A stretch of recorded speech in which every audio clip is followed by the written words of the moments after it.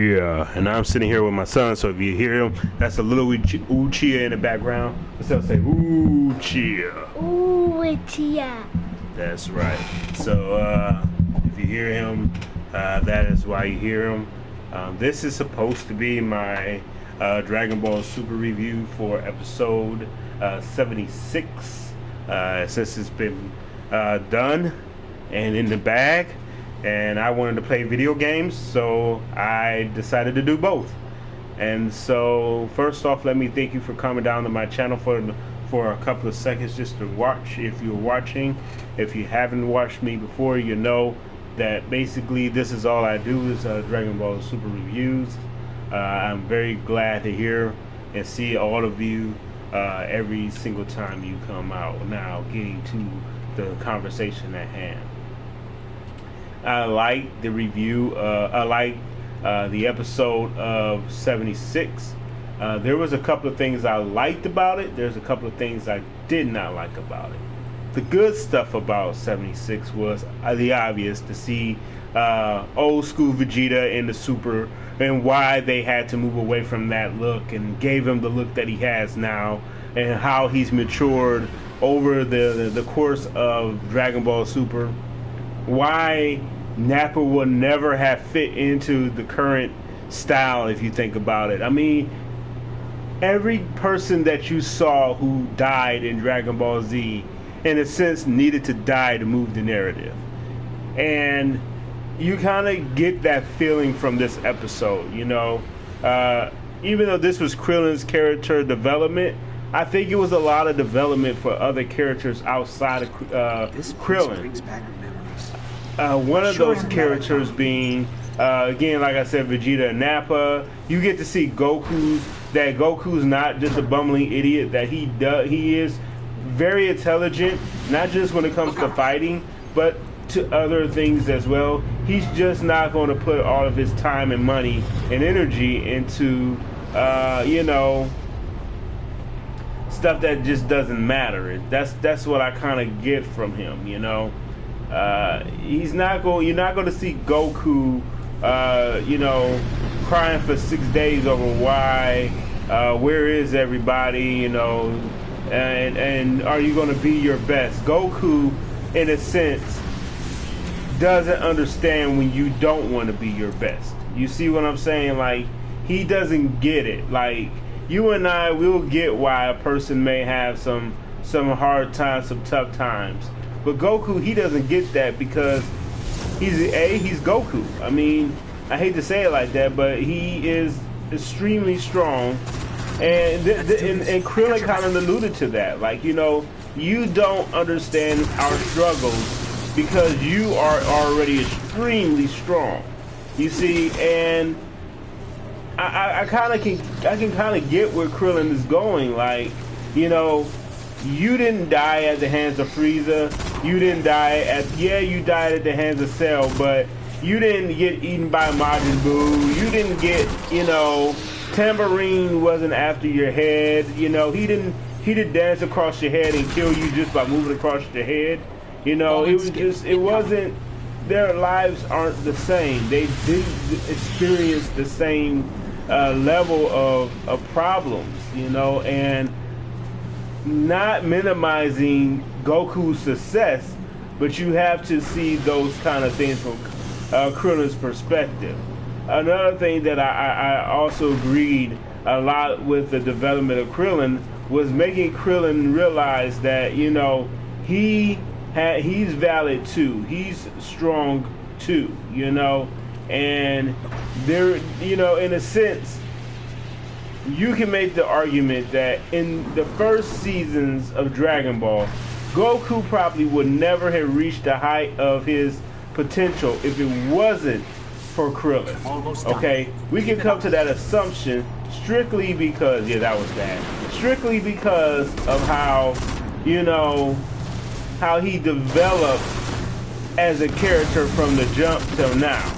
You know, you can see how he legitimately. Well done. Awesome, I got some boots. And I got some, nice, I got some legendary marks. like heaven. But you can see from that aspect just what is important, you know, from Goku's mind. His mind is always about fighting. However, he does want to see his friends at their best. He doesn't just want to see himself at his best. He wanted to see his friends and family safe and capable of handling whatever issues are developing in front of him. See, like, again, we look at Krillin, but look at Master Roshi. You know, the whole fact that he went out there to help Master Roshi, when in actuality, he really didn't need to, you know. He could easily have wanted to train with Gohan for a little longer. But why is it that he didn't want to train with Saiyan Man any longer, you know? And we can get to Gohan on a different day. But I often wonder that. Why doesn't he want to train with Gohan anymore? Why must he train with Krillin? Because he sees the potential in Krillin. And he knows just how strong Krillin really is. Out of all the humans on Earth, Krillin is legitimately the strongest, okay? I mean, let's be real. Out of all the humans who survived the attack on the Saiyans and almost killed Vegeta, look at the fact that when they go to Planet Namek, who goes to Planet Namek with Gohan? And legitimately holds his own. Other than being impaled by Frieza the one time, who was able to stay, you know, and really hold his own on a planet with guys 10 times more superior than him? That would be Krillin, you know. So look at it from that respect. So you can see and understand what Krillin is going through. You can see and understand where Goku's coming from. I even like the fact that they come to the fact that Goku realized first that he had to calm his spirit in order to get stronger, you know. And, you know, Krillin basically going superhuman, you know. Now he's a whole new level of Krillin, and I like that part of it. What I didn't like about it, oh, there's one more thing I'm going to add to that conversation, and I know this is dragging on a little bit.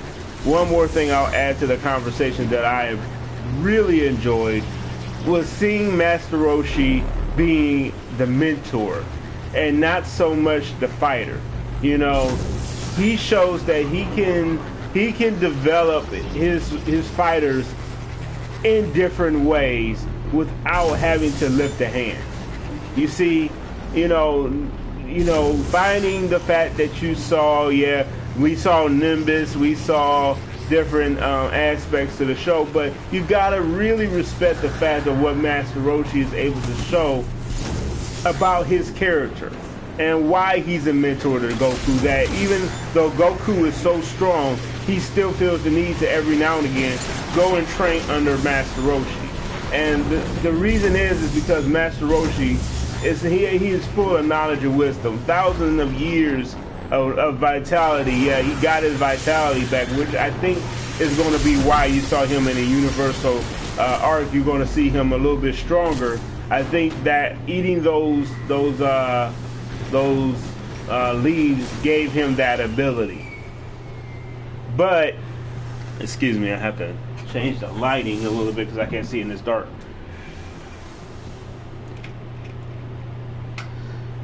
Much better. Okay, so, but it's just one of those things where I don't think it is fair to assume that he's going to go in there and be macking dudes. You see what I'm saying? Just beating up dudes. I don't see that happening. Master Roshi is not going to come out looking like, look like Tien Shinhan 20 years ago. You know, I think Master Roshi will still be on par with someone like Raditz. I guess at this point, if he's a fighter still. I think that he's hiding a lot of his real power at this point. Who's to say he hasn't been training?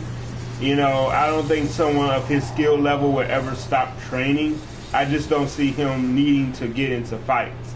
And then he's proven that he doesn't need to. He can be a great mentor and be just as effective. So, coming from that respect, I would say I like what they're doing with Master Roshi. With Master Roshi as the mentor and not so much the coach.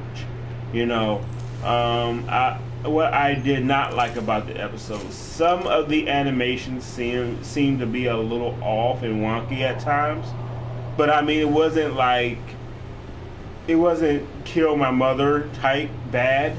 You know, it's nothing that I would say would be any worse than anything I've ever seen. I don't compare it to like SAO or Naruto or anything like that. I do not put it on the same level because I think that's unfair.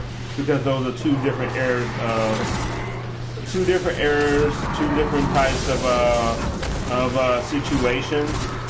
So I don't like to really give the same credence to the two, but at the same time,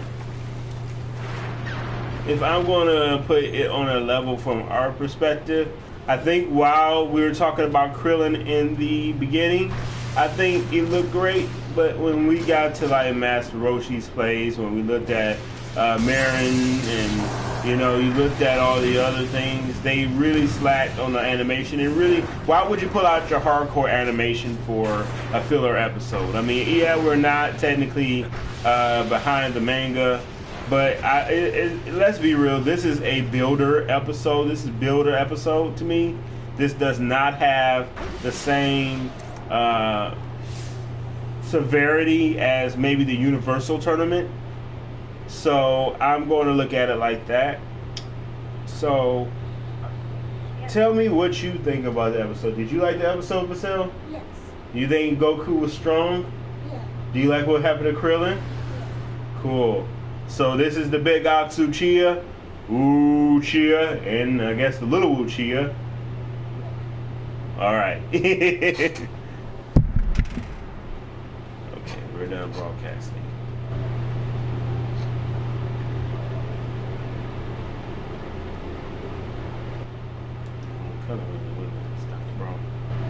Stop the broadcasting.